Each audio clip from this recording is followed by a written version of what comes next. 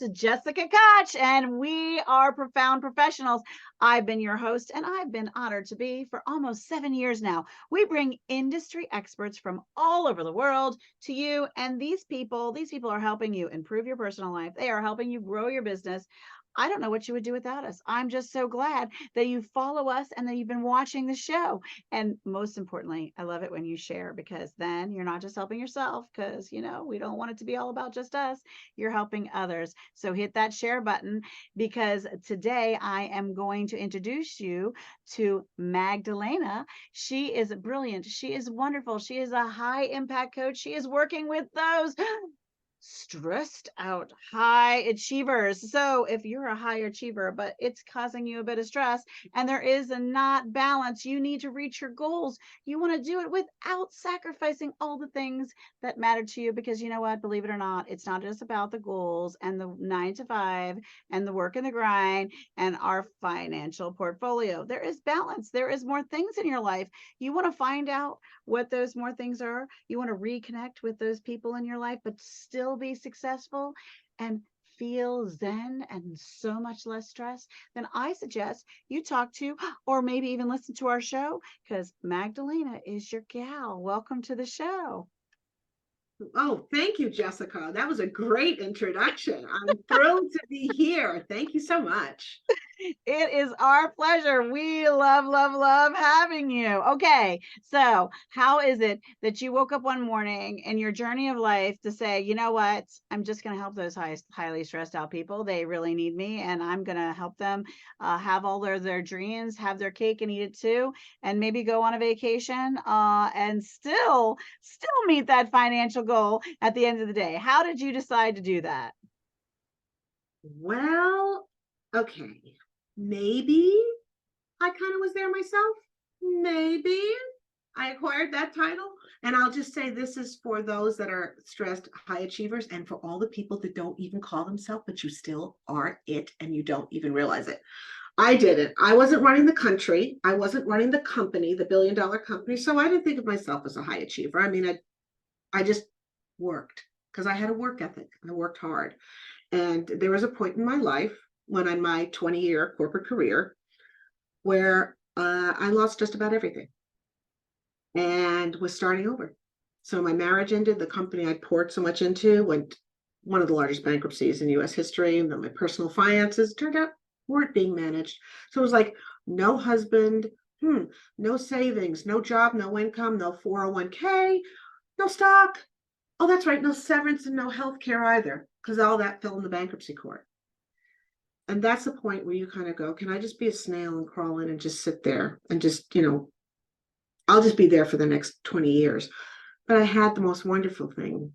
It was a 2-year-old, a beautiful little 2-year-old in the other room from where I was sitting in the bathroom trying to be that snail. And I had to get up and do something because her world had gotten rocked.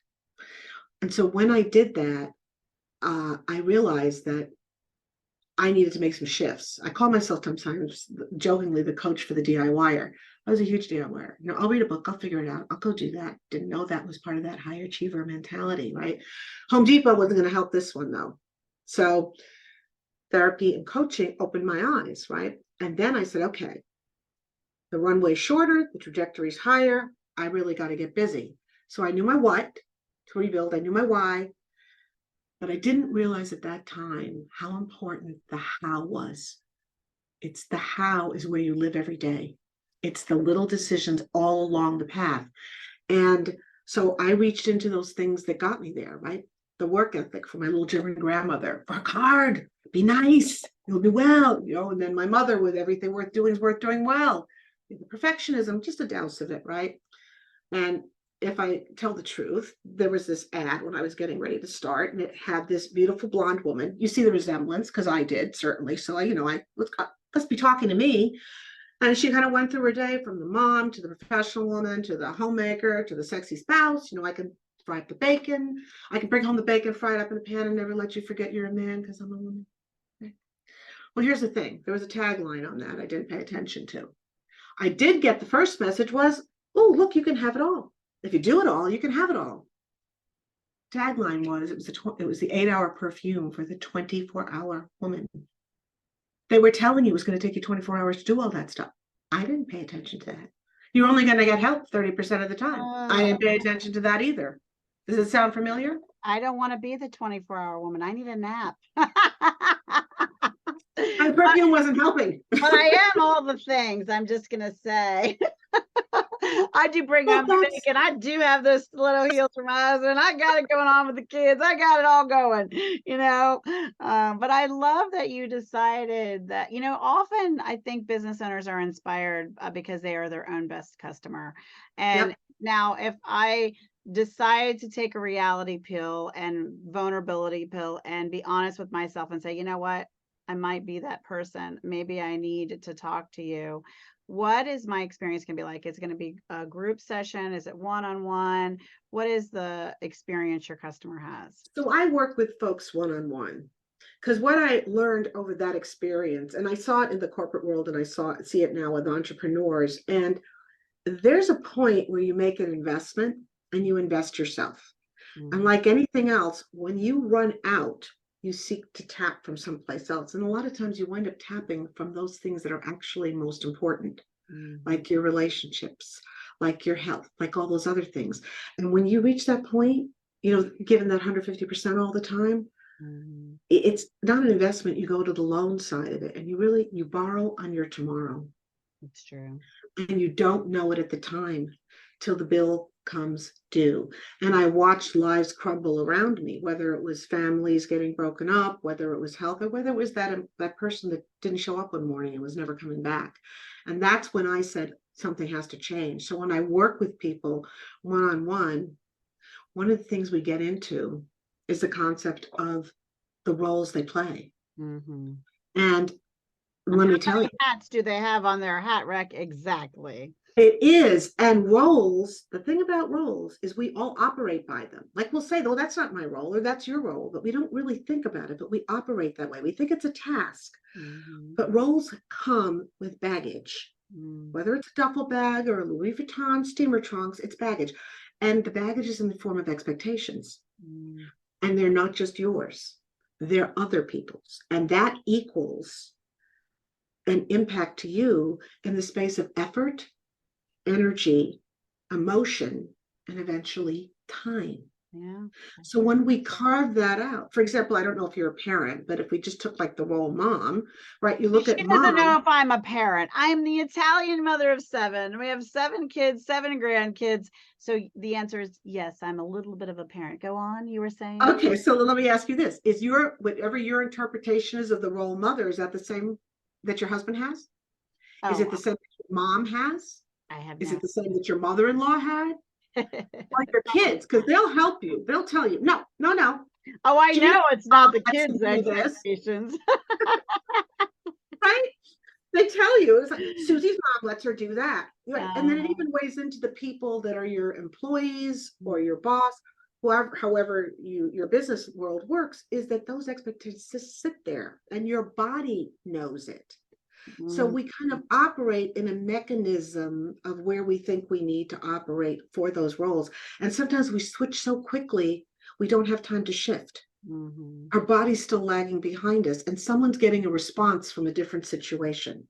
It doesn't let us show up as our best self because we're playing in too many spaces. That's so true. It is so true. So what's one tip that you could give our listener today that would make their life better? One tip I would give them is, actually, can I split it into 3? Sure. I'll say really quickly. Tomorrow, right away, what you can do is give yourself permission to explore. Give yourself permission to consider what you think has to absolutely be the way it is. Give yourself permission to play and go, what if it didn't have to be that way? Next, become aware of the things you're doing. How are you interacting with people? How are you showing up? Are you showing up as you want to be? Because if you're not, you won't be. As if you're not showing up as you want to be seen, you won't be. Watch that and take a look at it and then pick one little change to make. Maybe it's as simple as walking in the door and the first thing you say is not, when you look around at things or whatever goes on, the first thing you say is, I love you. Maybe it's looking in the mirror and saying, I love you, first thing in the morning to yourself. Pick one small change and try and do that and go with it for the week and just see what starts to shift. It's a little mini shift. I love that. Well, looking in the mirror and telling yourself you love you, or telling the people welcome home instead of, hey, clean up this mess. I really love that tip. And that leads us right into our next segment, which is a cause that is close to your heart and that you care about, so others can learn. What causes do you care about? I think the main cause is, for me, it's St. Jude's Love that Hospital, one. because of the work they do with children. I can get teary just thinking about it. And they've been a long-term supporter of St. Jude's. Absolutely.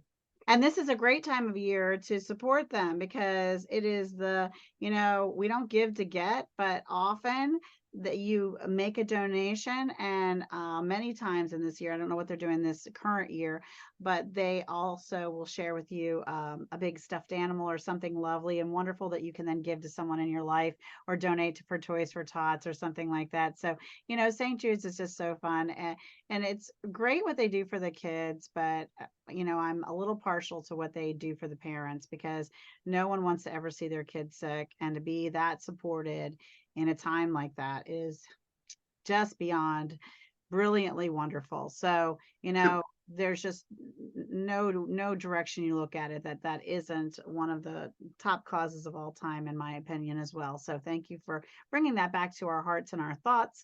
And guess what? If you were inspired by that conversation, you can do something. You could donate some time. You could donate some money. You can donate some talent or support that they might need.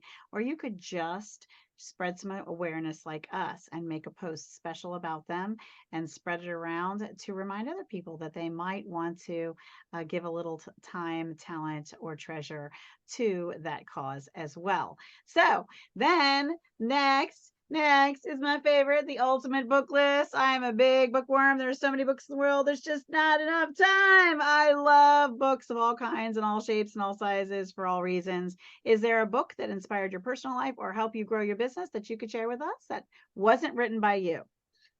So many of them, but I'll throw this one out, which is Atomic Habits. I love the concept of something small that can have big impact, because I'm all about a high impact, picking the things that give you the most benefit.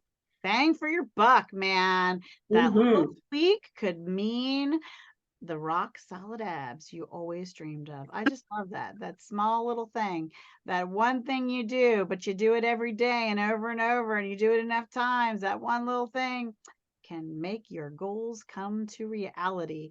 Loving it. How about a book you've written? Well, actually, I have mine coming out early next year. It's called Yay! Doing It All Gets You Nothing. Ooh, Ooh, harsh. it's a strategic guide to stop doing it all to get what you want. That'll smack you across the face if you pay attention. All right, go pick it up. We are going to watch for that book together. We're going to do it in the article we write about this show, as well as in all the descriptions and all the places you can find us. And there's a lot of places you can find us. You're going to find ways to reach out and find our brilliant, beautiful guest here. And guess what?